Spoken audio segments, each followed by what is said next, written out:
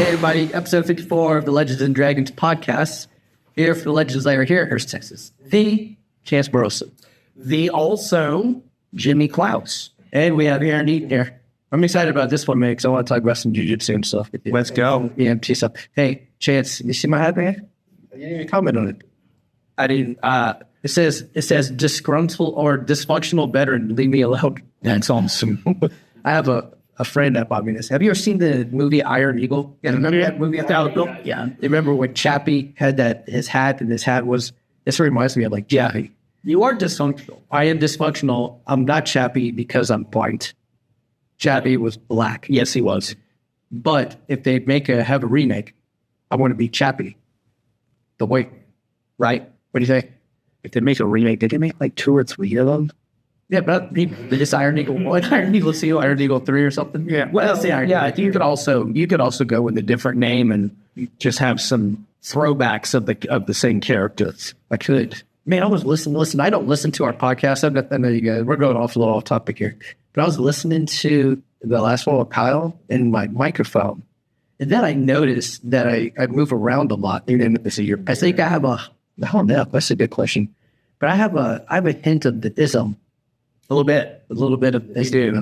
Probably do. But I think we all do, right? Yeah, that's what we're saying. There are more than one spectrum, and everybody's on one. Yeah, no, I was like, what's going on? I was watching the video. I was like, well, is there an earthquake going on? Yeah. Hey guys, Chance, I'm getting rid of him. Yep. And he only has a couple more episodes left before June. I have this one and another one, and then with Chris Infante, I think. He says his last name, Infante, and then Terry Bayless, and that's it. Well, for now.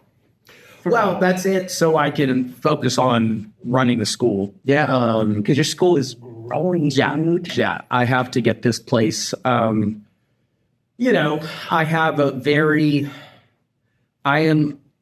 I have a mission, and it's kind of, I don't want to say it's dark, but it's, but I'm dark. So most of my missions are at least Twilight. So the thing is that if it was not on me, okay. I don't think I clicked the legs and you just, okay. If it wasn't for me, I'm pretty sure that, that Dad's thing would have either died with him or began the petering out. Yeah. You know what I mean? And it's not that any of my other family members aren't doing martial arts. I mean, Annie does martial arts, right. Does martial arts, Chad does martial arts. But there's no guarantee that it would live beyond then. Yeah. You know what I mean? And so as I get older, I realize that if I don't do something very intentionally and deliberate to make sure this place survives my death, then it will die. Like, you made the comment a couple of episodes ago, but you're the reason that people come. Right, blah, blah, blah. right. Yeah, well, the problem is as much of an ego boost as that is. Yeah. An ego boost will not cause this to survive my death. Yeah, so you're just working. I'm trying to get this place to where it runs, whether Chance Burleson is here or not. Yeah. And, I've got a lot of my training. I train with Phillip, I train with Tom, I train with Bloss, I train with Steven, I train with all of these people. I'm running out of life to see how good at martial arts I can get before I die. Yeah. And so, there's 24 hours in a day and 7 days in a week. And I just, I'm having to be a lot more intentional about where I put my time. Yeah. But I'll be back, which is good. And then the three of us will run it. Yeah, man. Who's going to replace you? Phillip. Yes, baby. We got Phillip. I think, honestly, Phillip's going to do a better job than me. I think so. First of all, he's more handsome. That's true. He is more handsome. He's loud. He does have very pretty ink. He does. And he's also my teacher. So he also has beautiful hair. Very pretty hair. And he has pretty hair. He can project. Yeah, he can project. It's going to be awesome. Hey, Phillip, if you're watching, I haven't had a chance to tell him this, so I might as well just share it here. Like when you said, "Hey, man," when we were talking about, kind of going on hiatus, put us in it. Yeah, just for a bit. I was like, yeah. And so I was like, yeah, man, well, I'm down with whatever. Like, well, some raw, summer, fall, whatever, man, I'm here for it. But then, mentioned it to Phillip, and I was like, why not Phillip? Yeah. See, because my hope for Phillip is kind of like my hope was for you. Like, bring new kids in, let the school grow. When I say Captain Phillip, on 100%. But anyways, enough about that. Aaron Eaton, a fellow jiu-jitsu student. I say student because we all are students. Blue belt. Sir. We're working on that part. I heard you're a new blue belt as well. Wait, what are you, a second or third degree blue belt? I was a third degree. I removed one of my stripes when I came back under Phillip and Greg. Okay. Not anything against who striped me. Right. I didn't feel it was earned. Yeah. And I would rather earn it. Okay. At the end of the day, I will be honest with you, belt stripes don't make a difference to me at all. Yeah. Can I smash you on them? If I can smash a purple belt, that means I'm a purple belt. Right. Yes. Wow, that's awesome, man. How long have you been doing jiu-jitsu? Coming up almost 6 years. Okay. Coming up in August, yes. So what got you into jiu-jitsu? So my jiu-jitsu journey starts with the Power Rangers. Oh, so I don't remember the Power Rangers doing jiu-jitsu, but go ahead. So no, my son, who is ADD to the max, was watching Power Rangers. He was 3 or 4. Dad, can I do that? Wanted to do martial arts. I'd always wanted to when I was a kid. Very much a latchkey kid. Parents both worked. Didn't have time or extra money for that. Right. So didn't do it. Always wanted to do it. So I was like, you know what? Yeah, we can do that. Great. Let's look around, find around. Talk to a few different people, and actually talked to some people at work. I'm a paramedic over in Fort Worth, and everyone was suggesting to me jiu-jitsu. Versus a striking art, I can get in a ton of trouble if I strike. Yeah. Jiu-jitsu, though, is all about control. It's getting in those grips, control, taking people to the ground. So that's why we said, okay, let's look into that. And we just lucked out. And then there happened to be a gym nearby. Took my kiddo to his first class with Phillip. I have it on video. Oh, nice. I, at the time, was 30, 40 pounds heavier, smoking a pack a day. Yeah. Paramedic diet is... nicotine, sugar, and Paramedic diet gives you is a fast track to needing a paramedic. yeah, exactly. When you think about our hours, what's open when we're working, we're right. People always make fun of cops and donut shops. The reason that cops and donut shops are synonymous is because that's the only thing open when they're working at. Yeah. So that's what we ate was caffeine, nicotine, sugar. What are your hours like as EMT? When I started, I was 12-hour shifts. For about 5-6 years, I was 7 p.m. to 7 a.m. Thursday through Sunday. Okay. So, yeah, they were not fun. It was every night, every weekend. And then in my days off, I was teaching paramedic school over at TCC. Okay. So I was constantly running and gunning.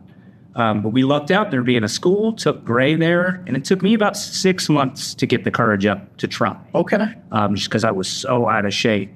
Got out there in my very first class, and Greg was my first role. And he's playing with me, letting me do stuff, and there's like a minute left in the round, and I'm like, hey, give it to me for real. And he puts on the freaking bow and arrow so quick, and I was just like, okay, yeah. That's all right, take it off. Take it off. That's the difference between a black belt. And yeah, fell in love with it after that. And I've used it many times on the job. Yeah. It is very helpful. Well, I guess you would have to if if you're trying to render aid. Yeah, so it's not what you think. A lot of times people talk about martial arts as fighting.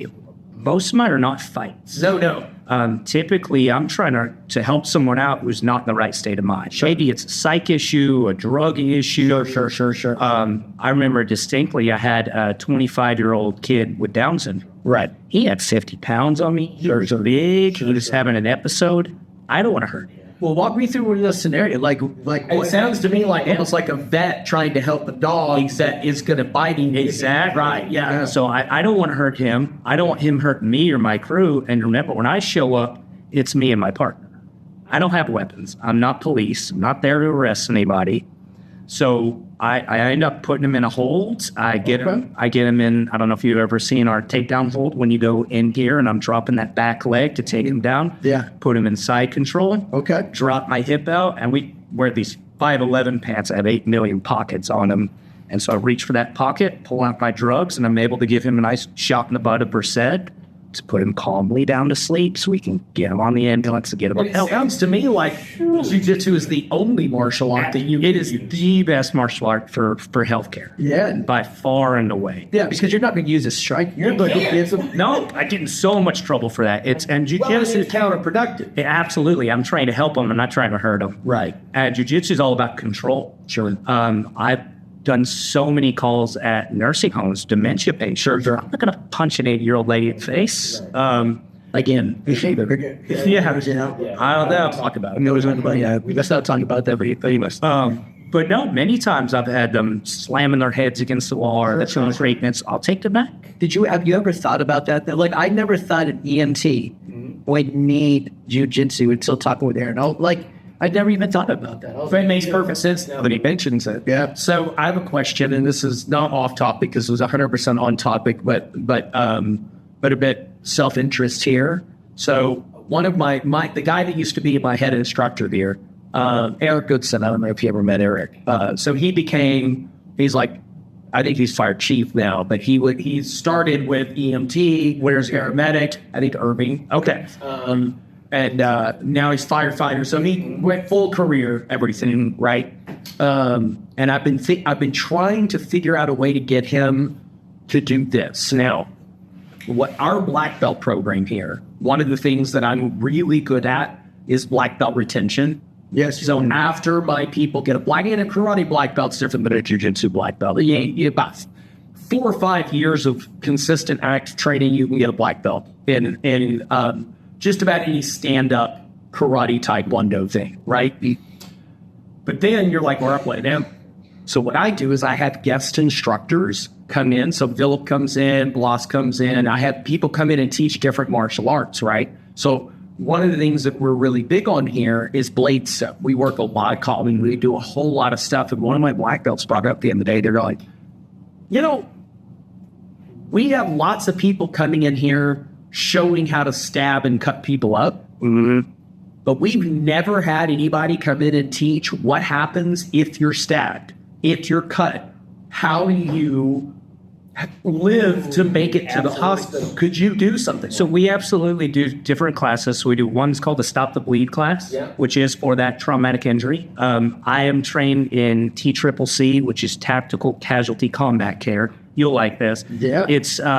It comes from your combat medic care, but it's more training for civilians. Okay. I remember the first thing they teach in there, which I always thought was day one in this class, if that was nuts, is like, what's the first thing to do as a medic when you're under fire? You know the answer to this. As a medic under fire? If you're under fire, just in general, what's the first thing you do? I'm covering. Yeah. Return fire. Yeah. This is the number one thing. They said, you return fire. And Oh, is it combat medic? Yeah. You're like, what? You are. Yeah. So return fire. But that was a crazy course. It's all about different tourniquet uses, how to stop the bleed. Yeah, we do tons of classes like that. At the end of the day, don't overthink it. Trauma's. Well, no, but my question is, would you ever be interested in coming in? Oh, for sure. Absolutely. Yeah. So I have a number of people who could come help too. That'd be great. All right, we'll talk about that. Yeah. So it's actually a lot of fun, especially if you do moulage. So moulage is when you make the fake wounds. Yeah. And blood, and it's a lot of fun. Well, then we have a ton of time displayed, so we can say, okay, so this is where. All right, so if it was there, what are we going to do? If it's right there. That's gonna Yeah, maybe not. We had Tim come in and do an active shooter takedown training class, and after one of the Pro Max. Okay. And basically, what they said is, studying the CCTV footage, it wasn't the expert martial artist; it was the crowd tackling. Yeah, absolutely. So same thing with CPR. So we teach tons of CPR to everyone. We would love everyone in the world to be CPR trained. CPR only works, honestly, it's like 10% of the time. Really? To get someone's heart back. That is when it's administered by me. I'm going to be 5-6 minutes out in an ambulance. When it's done by a bystander, that number goes up to like 50 to 60%. Really? Yeah, so time is such a factor. So it's so important for the bystander to jump on first before we get. Oh, beautiful, beautiful. So yeah, for blade defense, I don't know any blade defense, but I have had knives pulled on me. I've had guns. No, not defense. We have tons of blade defense. The blade, I throw something and run. so the blade defense is learn how to use a blade. Yeah. Learn how to fight with a knife is the knife defense. But that being karate, I'm going to parry and I'm going to take it out and it does something. None of that's going to happen. I have a big monitor that we use to defibrillate, shock, inject vitals. The thing's 50, 60 pounds, cost $30,000. I straight up threw that. Somebody pulled a knife on me and ran. Yeah. I don't care how much that costs. I'm out of here. So you started with Phillip, you and your son. Is your son still doing it? He's still training, yes. He always gives me crap, but I got more experience than his dad. Well, you have your family, all your... My wife trains as well. Yeah, she just got her blue belts a few months back. Wonderful. Got into competition and aired like when these girls, when she goes out there, they have no business being out there with her. Right. He tears them up. And your daughter, is she doing this too? Ruby's too much of a princess. She's so sweet. We've had her on the mats before, and she's just like, get mount, and she'll get on mount. She just wants to give him a hug. Like And how old is she? 3. Oh. Now it's turned 4. Oh, okay. Yes. Yeah, she'll get there. I caught her on the mat with one of Josh Carr's kids, and they were singing the Frozen songs. I'm like, no, murder, death, kill. I'm singing murder, death, kill. It's like the Disney songs with it. You use the 3 seashells? Yeah. We're back to demolition. Oh man, are you Texan? Born and raised in Texas. Started in. I claim my hometown is Wichita Falls. Okay. Oh, they have a lovely institution. I have a couple. They have a mental and state. I know a couple of people who do that. I say Wichita Falls because you've heard of that. Yes. Yeah. I'm actually Burke Burnett. I know right where Burke, which is it's kind of like when we travel. We say we're from Dallas. Mm-hmm. Yeah. Where are you from? Dallas. Yeah. It's just easier in the big city. Yes. Yeah, because that's the one they know. Burke's a little bitty. Yeah, Burke Burnett. We used to play him in football. Bulldogs. So graduating class is 60 people. Okay. Yeah. Dad's still out there. 20 yards. Right down, Mickey. And we're all still out there. So yeah, that's hometown. Okay. So after graduating, did you know you want to become an EMT or no? So after graduating high school, I went to community college just to do something. Yeah. Supposed to be perfectly honest, all I was doing was smoking. Yep. Yeah. Then I know it's. Which people, I kind of hate how it's totally legal. I don't have any issue with it, but it's legalizing everywhere and everyone's acting like it's totally harmless. And I, from personal experience, tell you, it robs you of ambition. It was not harmless for me. Yeah. I get that, and this is obviously a subject that I know a great deal about, but at some level, cocaine's not harmless. Mm-hmm. If you don't have the bug that makes you not want to stop doing it, doing a little cocaine in college probably isn't going to ruin the rest of your life. But if you've got the bug, if you've got that thing, that ism, yeah, it is lethally dangerous. And I have the bug. So, I didn't smoke Southern pot.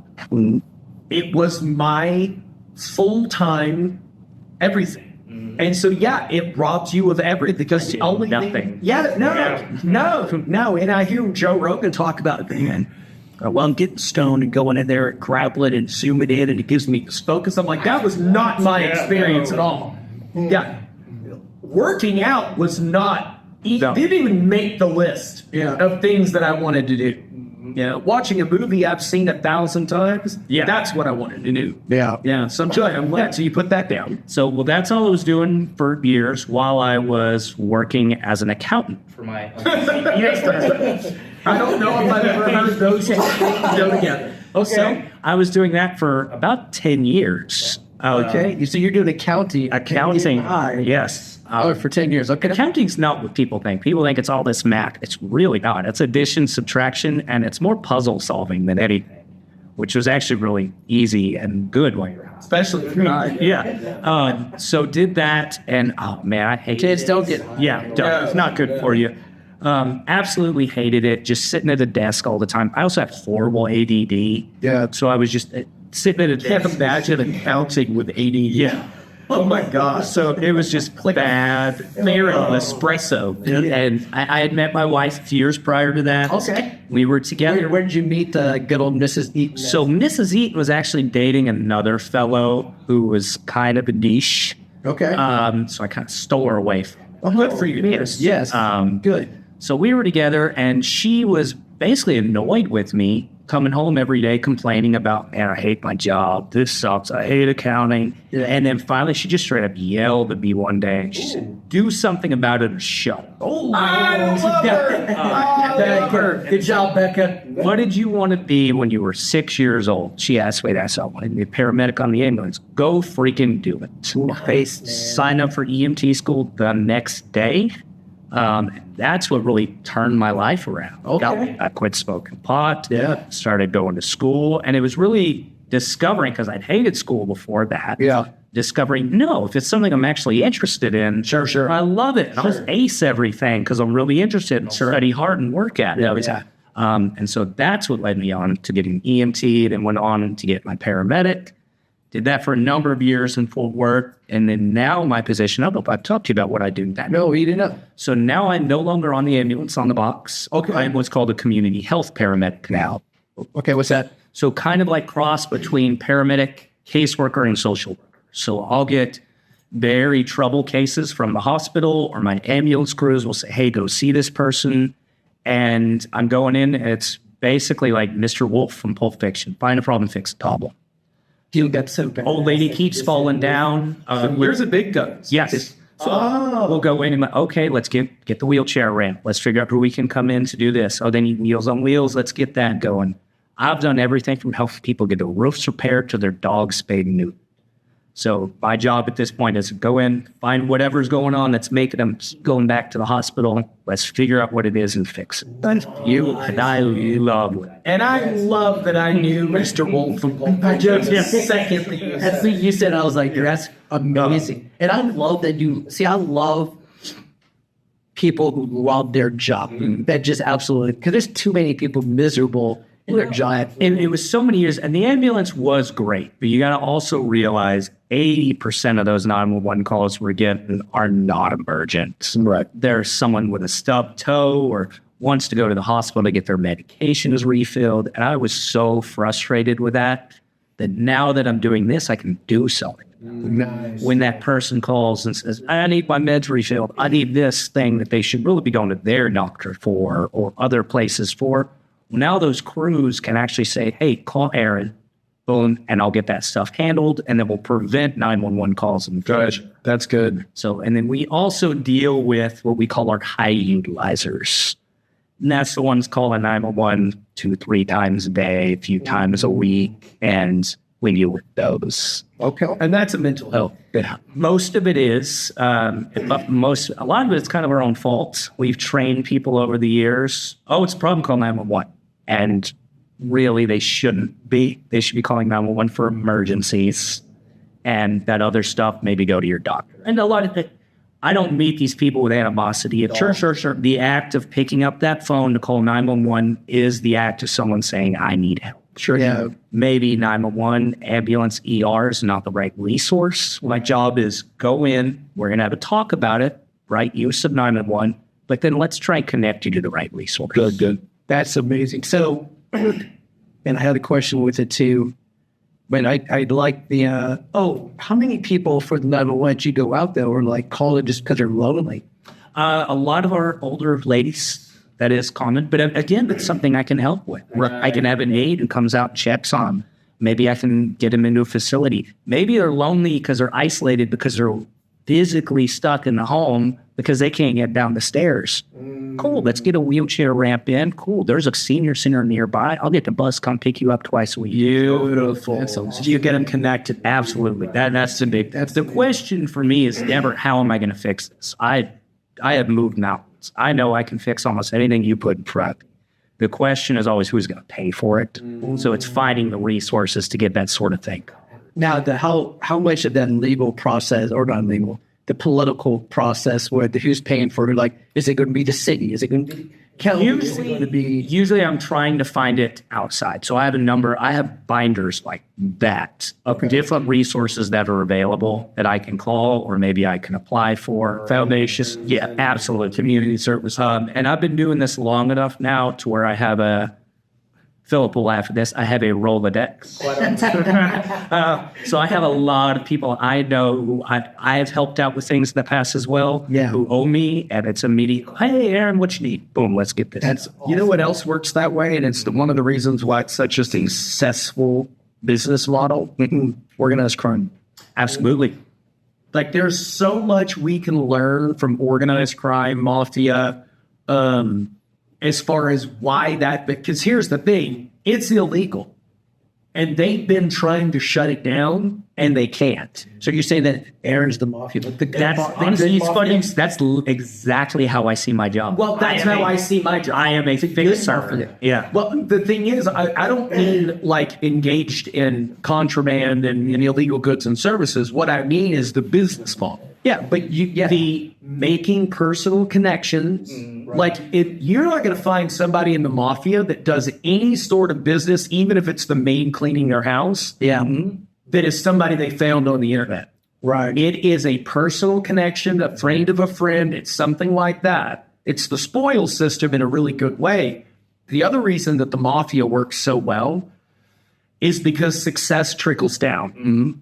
That's why big business, I think, is such, the people at the top make money, but the people that they have are jumping off factory roofs in China because they're not taking care of the people making. They put up nets. Right. So we're good. So you see what I'm saying? Like, what you do is, if you're the one being successful, you have to make sure that trickles down to the people in the trenches.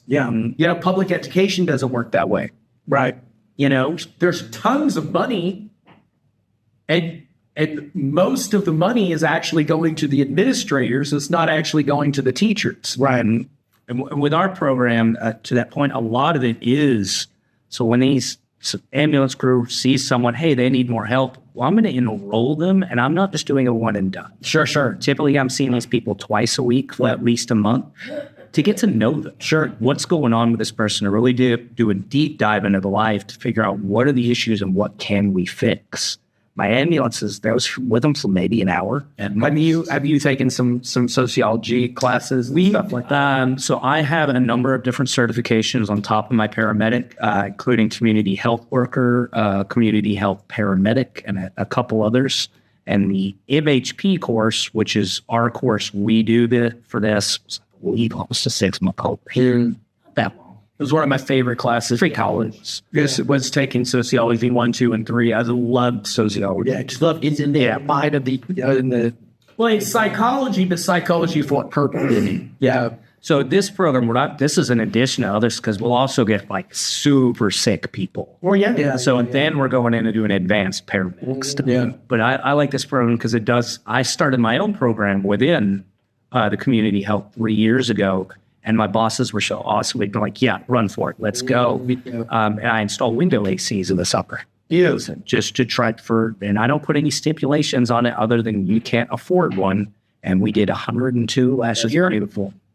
So you get to serve. You get to serve. That is, I enjoy it. I feel like I help a lot more people doing this stuff now than I did ever on the end. That's awesome. That's what I've been working with Journey as well in the networking area. And I told her, I said, listen, you're 18. She's 18. I said, start networking now. I said, you'll be surprised. It's a lot about who you know and who you know. So that's why she reached out. Now she's working over there with Jackson at Papacito's. Because she has that swim job at North Richland. It's like the compounding interest of interest. Exactly. The earlier you start, the better it works. I wish I would. And before the podcast started, I was trying to get her to come watch my kid. Exactly. She's she's babysitting on the side, so she's getting these networking that I wish I did when I was 18. We were networking. But yeah, it's true. Not in a good way. Well, I had a rich uncle. Uncle Sam. He let me do some networking. Only network I just, that girl with Lois. That's the only networking. So what? Hello, Nikki. I like how we're just staring at you now. Looking at me. Oh my God! Why you should try to pick a fight with you?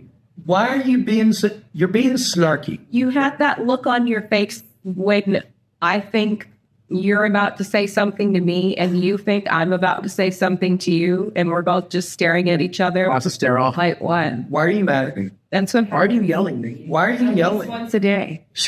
And did you said Nikki in her comment though on social media? She goes, "Oh, I joined. What'd you say again? Like I'm on the podcast with these two guys who sometimes Let me talk. yeah, The first 30 minutes was just them talking. yeah. No, it wasn't. Yeah. No, it probably was. So you are helping coach kids. So I help coach the kids class. I love coaching kids class. And if I could give any advice to anyone new to jiu-jitsu or even old to jiu-jitsu, you've been doing it for years, go hang out in class. Even if you're not, just hang out. Come an hour early and watch the kids class. You will gain so much. Yeah. Most of my jiu-jitsu, and it frustrates the heck out of especially the upper belts, is kids class jiu-jitsu. I do fundamental stuff, and I have made so many upper belts bad. When I'll pull off the dumbest kids class move, and it works. And I give all credit to that to Phillip. Yeah. Phillip teaches stuff in such a simple step-by-step method for the kids. And it has helped me pick up stuff over the years much more. And two, we've always, as I taught paramedic school, every teacher I've ever had, especially with a skill, has always told me, see one, do one, teach one. And it absolutely helps with everything Okay. as far as jiu-jitsu skills. So let me see. So you'll probably get. What do you think, man? Purple early next year, maybe. My goal when I first, so I'm 39. Okay. I turned 40 in November. Man, you're such an old. I know. Old chance. Goal was always purple by 40, black by 50. I don't know if I'm going to hit it, but I'm going to try. Okay, I think it's an attainable goal. I was sidelined for a bit because of my back, but it is getting better. Yeah. I had a couple of bulging discs. Okay. But that is getting better. I'm getting treatment on that. Well, let's talk about that because all three of us up here, we tend to get injured. So talk to me about rolling while injured. Did you roll while did you do Oh, no, I kept rolling. I kept rolling the whole time. It was just based. My stand-up game is what suffered. I couldn't level change, really. I can't do stuff quick. It kind of actually helped a little bit in old man jitsu. Okay. I would play the bottom. I was never really trying to take you down, get to the top. I was a bottom player. Okay. I'd get you in a position, and then I'd sweep you. And then from there, because my back's messed up, I ain't trying to muscle you. I go limp and heavy, and I just I try and put on the pressure and then work from there. Yes, you do. You absolutely do that. So it's no sin. And I've learned very much so it's not just about being heavy and pressure. It's about where you're So, okay. can I put all of my weight into this right here and then put that on your chest? Heaviest guy I say the heaviest guy I ever grappled. That's not true anymore because I've been grappling for the last few years. But before I started with Phillip, the heaviest guy I ever grappled was 160 pounds. He was the Czechoslovakian judo coach, and his name was Zeg Model. And it was like a waterbed mattress, but all the water would mysteriously go to whatever part of my body needed to move. Yeah. So it's like if I was trying to move this, then it would all go here. And if I was trying to move this, it would all go here. Yeah. And it's just like it was moving and pinning me no matter where I was. And 160 pounds was enough. Yeah. If you knew where to put it. You put it all in one tiny little spot. Whatever happened to waterbeds? They're terrible for your back. I would love a waterbed. Yeah. Did you have a waterbed, dude? You know I did. Yeah. When I have lava lamps, hello, pot. Okay, yeah. Wait, do you still have the waterbed? No, I don't have waterbed. You know what? My parents have. You know how I know I'm fascinated with nectar ads. Nectar ads? Yeah, nectar, the mattress. Oh, okay. Yeah. I really love one of those memory foam things that has the adjustable because that's my guilty pleasure. Oh, yeah. I spend hour and a half, 2 hours a day in the gym. Yeah. I work here generally 60 hours a week. Yeah. occasionally we'll meet a friend and have a cigar. Yeah. And the rest of it, I love film. I just love, and the thing is, this is the best time to be alive for someone who loves movies and series. Yeah. Because there's so much good. Yeah. Like I can never watch it all. Yeah. I'm obsessed with the new Andor. Oh, I finished season 1 just the other day. Dude, I'm telling you, as a Star Wars Star Wars. Yeah, no, there's no Jedis or lightsabers or anything like that. It's all the intrigue and political, it's where it's the seeds of the rebellion. Yeah. Right? But we're a little traumatized. Star Wars fans are a little traumatized because they have let us down a lot. Yeah, but Andor though. Andor's so good. Cool. Yeah, so it's trying to click up a little bit. This time. Yeah. So my parents had a lot of that. Still? Yeah, not now. No, my dad's dead. He might have been. My dad. Well, when it rains. They did studies though that show they're horrible for your back. Maybe there's a leak in the casket, Chance. Maybe he has a waterbed. And then when there's an earthquake, it's just like maracas. Jesus,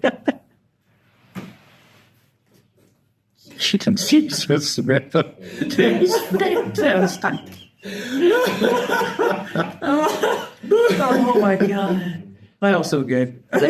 All right, where were we at? Oh, bad for your back. They're horrible for your back. I've looked into the nectars and some of the other, and I understand 80% of your life is on your bed. I just can't justify like $5,000 for a mattress. Well, I have found a cheat code. Oh, what's your cheat code? I have the same mattress that I've had for 20 years. Okay. And I just got 2 4-inch memory foam toppers. Okay. That's it, huh? Yeah, basically the mattress has never been used. I have 8 inches of memory foam on top of the mattress. Yeah. So it doesn't matter what the mattress is. Yeah. And those memory foam toppers are not much. Vintage. Your mattress is vintage. It is. Yeah. Did you know about the wrong way after 8 years? I have. They're full of dust mites. You know, I'll talk about that in a second. Go ahead. I want to do this thing out like daddy legs in it. Death takes, Mikey. Death takes. So I had a pet pig with 3 legs, and it teed in my bed. And I did replace the memory foam after that. You did replace the. I draw the line to pick Pete. Is that where it is? So did I was debating after the pig piece. Oh, great. It was only had 3 legs. And it was very sad. He actually ended up with a waterbed. He had a backyard. So like I fed him one morning, came out there, he was stoned at the night. Yeah, Did you feed him? Huh? Would you feed? No. He had a genetic. Like I can hear something wrong with his tickler. Hey man, so I think that whole mattress started away at 8 years. I think that's big business. I think that's big mattress lying to you. For instance, You cut the tag off, you go to jail. Yeah. I've done time of it. yeah. Hey, speaking of time, Leavenworth. Last podcast, you mentioned that you got a warrant for your arrest. I do. In Missouri. Yeah, Missouri. Did you ever get that? I'm not. Do you know what the warrant's for? Yeah, seatbelt. Seatbelt ticket. I'm not paying that on general principle. Wow. I have too much self-respect to pay a seatbelt ticket. Do you know why I don't wear a seatbelt? Go on, because you want to go through a windshield? No, it's because he wants to see you. That's a good. I miss you. So my mother was in a car wreck when I was 10 years old. Okay. She had a head-on collision with a dump truck at an angle. Okay. The impact was at 10 years old. I was, that was 40 years ago, right? The impact, because it was an angled, the impact threw her in the back seat because she didn't have her seatbelt on, and the engine block came through the driver's seat and crushed her knee. Now, I know what the stats say. Yeah. I know what the numbers say. But she's alive because she wasn't wearing a seatbelt. Now, I don't actually have any emotions about it, but that's the story I tell to cops when I'm not wearing my seatbelt. And except for the one in Missouri, I've yet to get a ticket after hearing the story. My mom was almost killed. And if she had her seatbelt on, it would have killed her. but you go ahead and write me a ticket if you want. And almost every one of them has let me out. You're such a scammer. I know. This is like, I know. But I believe you should wear a seatbelt. Yes. Having scraped brains off a highway before. Right. Wear a seatbelt. We're having a lot of PSAs today, kids. Don't smoke pot. Don't smoke pot. Don't do cocaine. Wear your seatbelt. At least we didn't say don't do cocaine. Oh, is that? Don't. But we didn't say that. Okay. Jimmy, you should tell them. Yeah, tell them. And also, y'all are going to hate me when I say this. Say it. Motorcycles are dumb. Don't ride them. Yeah. Yeah. That's a horrible way. And don't ride a motorcycle without a seatbelt. Yeah. Or at least a helmet. Though, even with a helmet, still wear a motorcycle. Don't pee on electric fences. No. Unless you're holding hands with a friend. You should. You should. That's beautiful. Put on, do cocaine and smoke pot while riding a motorcycle if you have a waterbed. So I'm still stuck on the holding your friend's hand. So if you touch an electric fence while you're holding hands, they get shot too. Yeah, but pee though. Yeah, you shove cough out there, it was fun. That's fantastic. The more you know, like the little story. The more you know. You go, we should. If I would get an edited, we put that. We put that. Do it. You should do it there. Aaron, what else, man? What else? I want to know. Let me see what else do we want to talk about. So, what's Pretty boring. You're not pretty bored, dude. You got so many other stories, man. I don't want to get into the stories with the scraping of the. I got some gross ones. I've give me a gross one with that. People ask me, like, what's the worst thing you've ever seen? And it's like, I can see almost anything. At this point, it doesn't affect me. Smells still get to me, though. And you have never smelled a smell until you've been up close from gangrene. Gangrene is bad. And gangrene doesn't come off your clothes either. You can wash that for... So that's an infected wound. Right? That's a wound that has gotten so infected that it's now necrotic. The tissue is dying. It's dead tissue. So that's when the toes start turning black. Maggots are a good thing. That means the maggots are eating the dead tissue. If they don't have maggots, that's when you get worried about. Yeah. Hey, haven't you seen Gladiator? Don't you have to? Yes. So unless it's already done for you. So I ran a call one time, and it was homeless fellow who had diabetes and neuropathy, so he didn't have any feeling in his foot.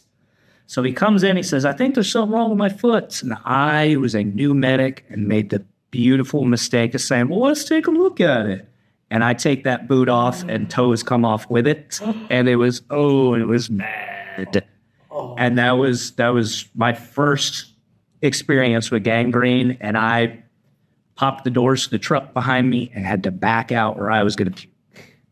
Wow. And I have since learned the smell's still bad. It still gets to me, but I'll take a good old thing of Vicks Vapor Rub right on the nose, and you put a mask over that, so that's what you're breathing in. But yeah, that's phenomenal. You did like that story, Nikki? Mm-hmm. Actually, quite fascinating. Mm-hmm. I'm listening. Yeah. This has been one of our most interesting. Yeah. Because Aaron, he has some. Gangrene is so rough. Talk to me like I'm 5, though. Like a kiss does, like the Kiss always does, and Nikki always does too. EMT, what's the difference between an EMT and a paramedic? EMT is outside the body. So they can splint, they can bandage, they can do that sort of thing. Paramedic is 2 of them, right? Paramedic is I can go inside. Yes. Yeah. I can do IVs, I can give drugs, I can electrocute you. We call it ride the lightning when your heart's messed up. Clear! Yes. Ride the lightning. I'm ACLS trained, advanced cardiac life support, so I know how to read the EKGs, all of that good stuff. I can intubate, so you're not. Can you really? Oh yeah, I'm good at it. Well, I am good at it. Remember when we talked about? So I want to keep going on, but Chance, like early on in our podcast, and you probably heard it.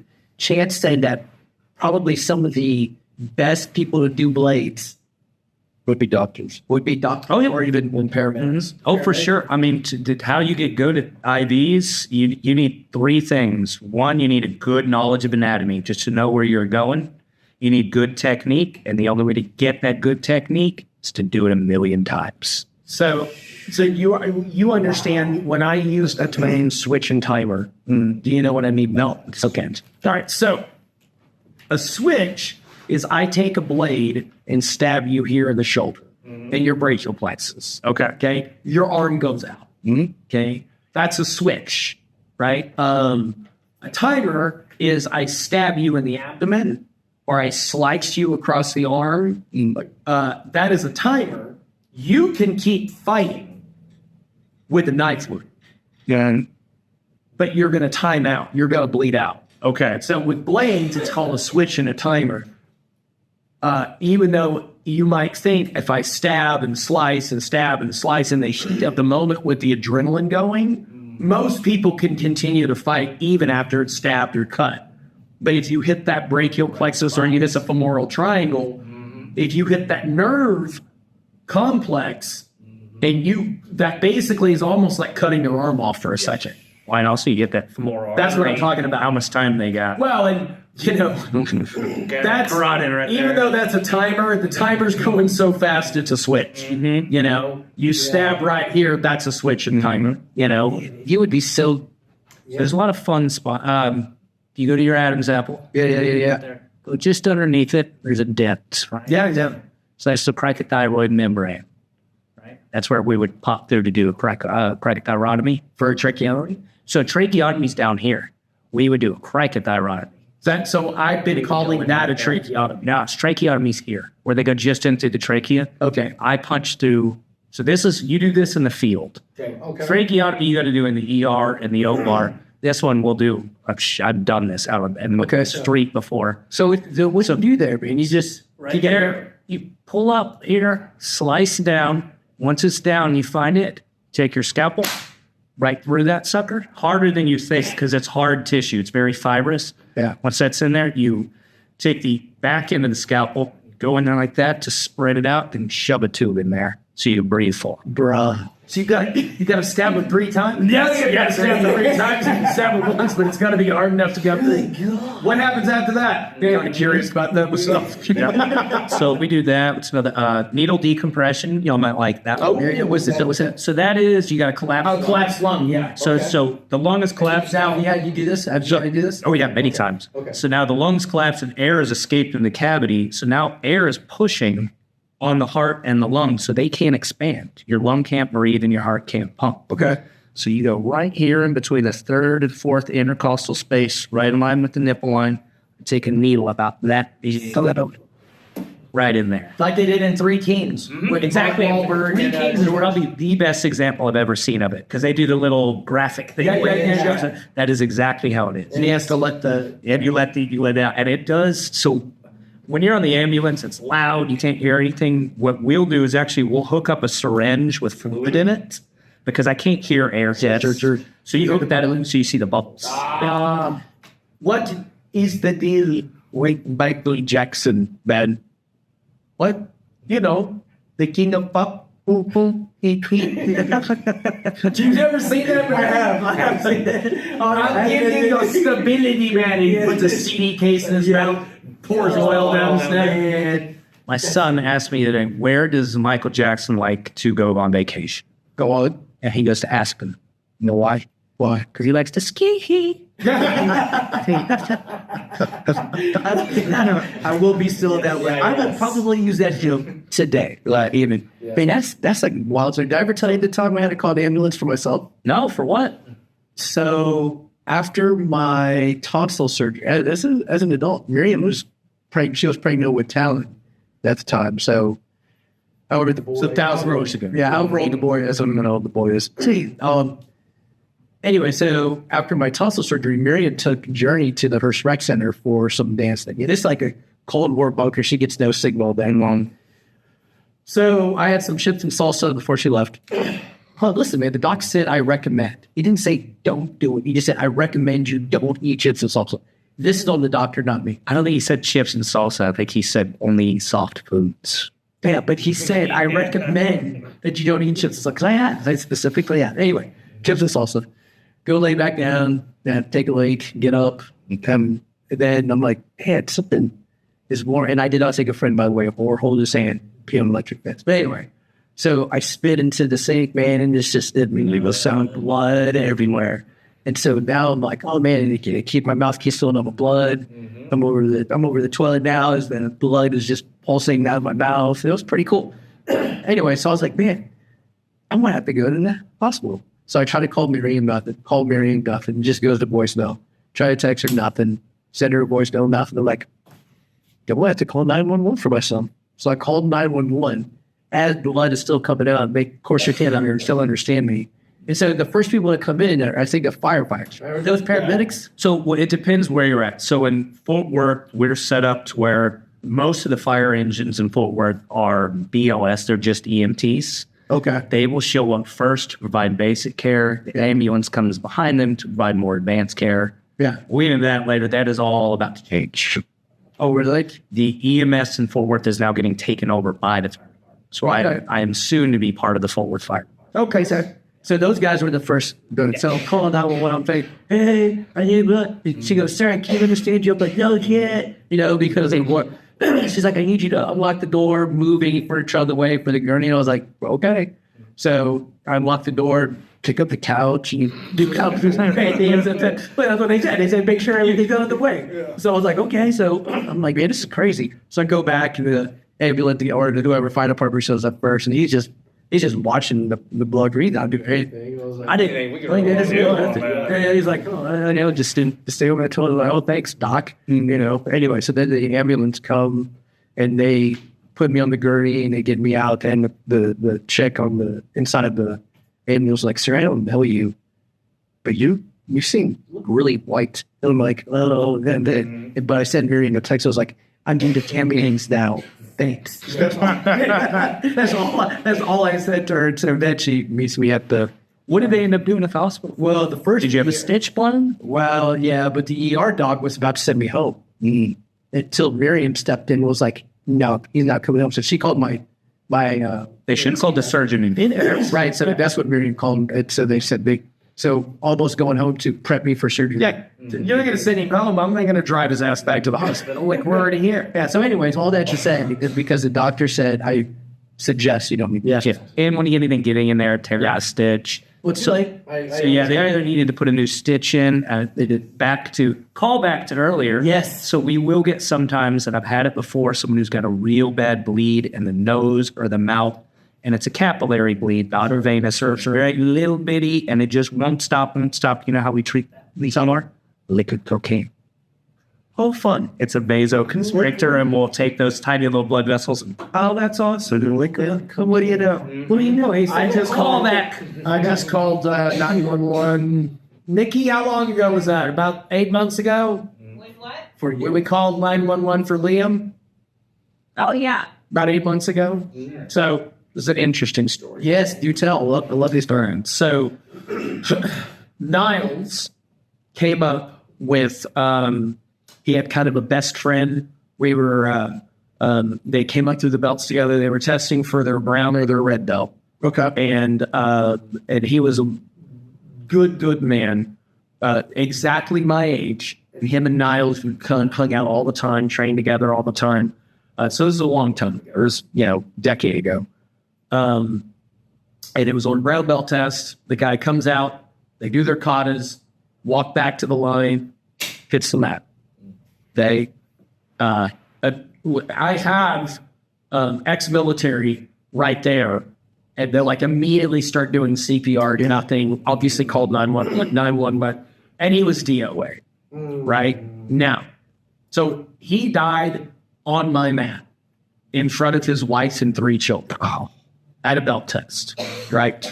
Apparently, I don't know what the term for it is, but he had the widowmaker. Okay, so that's when we look at an EKG. Widowmaker means he had a big old giant heart attack. Yep, in a certain part of his heart. And the thing is they said that was genetic, and it would have happened had he been at home on his couch like that. He was a timer, and it was just ticking, right? He was also didn't have a great diet, didn't have a great exercise routine. He was trying, at least. He was very much trying to get back, right? Anyways, fast forward to 8 months ago, I told all 3 of his children, because they were students too, I said, you guys have lifetime training here if you ever want to do it. If you're ever willing to step foot back in the place where you saw this happen, and his son came back in here. Yes. And trained for a couple of months. Okay. And during one of our workouts, he went pale as a sheet and passed out. And we're like, now. Call 911 like 5 minutes ago, because from what they told us, Kiko's thing was genetic. Like, it was a genetic thing. It was untestable. Like, they can't run you through a series of tests to find out if this was going to happen. Like, you're family, you know? So we also don't know that his kid didn't have it. Right. And so he was fine. He was just, he's hypoglycemic, you know what I mean? So, like, Hearst Fire Department has been on call for this place several times. Because not as much these days, because we're a lot safer. But, 10, 15 years ago, like, we broke each other on a deal out of an AED here. You do in the back, yeah? Yeah. That's good, man. There's a lot of, So I'll tell you guys about the best 911 call I've ever received. yes. Okay. So and it kind of goes to this. So I still remember his name. I got to tell you his name, but I still remember the name of the patient. Just say Jimmy Clouse. So we got called to a soccer game. Show up out there, and it's field's kind of off here, and we look from the distance, and we see him pumping chests. So I tell my partner, screw it, we're driving on that field. So we drive the ambulance across 4 soccer fields, and we show up, and as an 18-year-old kid, and he was trying to take the ball to his chest. He took it and started taking a couple steps, and this just dropped. He had a heart condition, and then he got what's called RNT, which you should know about this. So kind of going back to the old BS days of Kung Fu, the 5-finger death touch, shit and stuff like that. The whole idea behind that is RNT. If you hit the heartbeat at the exact right time, I can cause it to go into a defibrillation. Wow. And that's what happened to this kid. All hit an exact time and he dropped. He's more liable for it because of his heart condition. So we drove right out in the middle of the field, and I had stands full on either side watching us.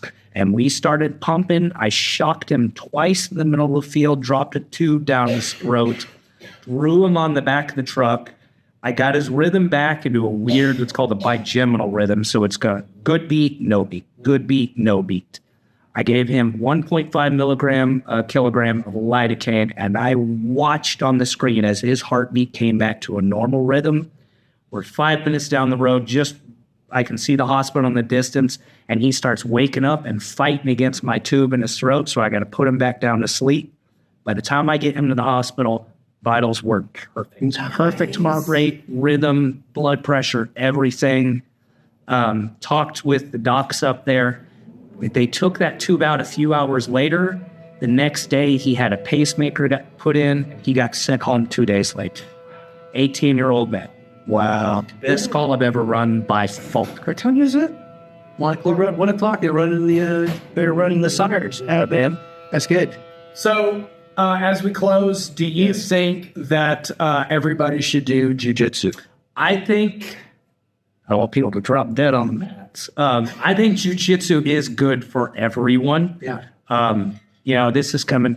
I've had so many great athletes leave on here, and I'm more probably the nerd class coming on here. Bro, yeah. So never did any sort of martial arts before, and I've gotten into it now, and it has changed my life. Yep. Yeah. I'm 30 pounds lighter. I'm a non-smoker. I am confident, and I don't have fear. Most of the time, I walk in almost any room, I know I'm good. Yeah. Sometimes it gives me an overconfidence. So my boss will start saying something like, I can choke you out. So before jiu-jitsu, though, in the ENT world, you weren't. I was on nights, and I was more or less relying on my ability to talk people down. Because you can still and should still rely on it. But there were times also, I've wrestled naked crackheads in the rain. Yeah. I've done that. Yeah. I've had to do that. Done that already today. Yes. Right. So now I'm much more confident in that ability to be like, all right, I can defend myself. Most of the time I'm able to be, especially because I am coming from a place of I'm here to help. Yeah. I'm not met with the same animosity that sometimes your law enforcement is. But even in other instances where maybe it's not I got a fight situation, but I've had someone who just had a seizure. They're out. I've given them medicine to stop the seizure, but they're still what's called tonic. So rigid. I'm like, well, dude, I got to put IV in you just in case you seize again. I put an arm bar on with my legs just to straighten that arm out so I can get that IV. And you are so good. Listen, man, that's not trying to pump your ego up here, but I think you're so good. I do goofy stuff. I do goofy stuff that people don't expect because it's all from kids class. Yeah, but don't stop, dude. Dude, this has been fun. I'll let you and Chance, when we're off camera here, talk about the Friday stab people. Yeah. We'll do it. It's really awesome. Guys, Listen, these are fun. listen, that guy over there at the end, man, he only has a couple left, so That's right. we'll be back. I would say better. You think Phillip is better than me? Yeah, you think I'm going to celebrate. He's going to be. But I think that Phillip is not going to be better than someday me and Phillip did you. Oh, dude, this is going to be so awesome. Yeah. Hey, guys. All right. Thank you, guys. We'll see you guys in the next one.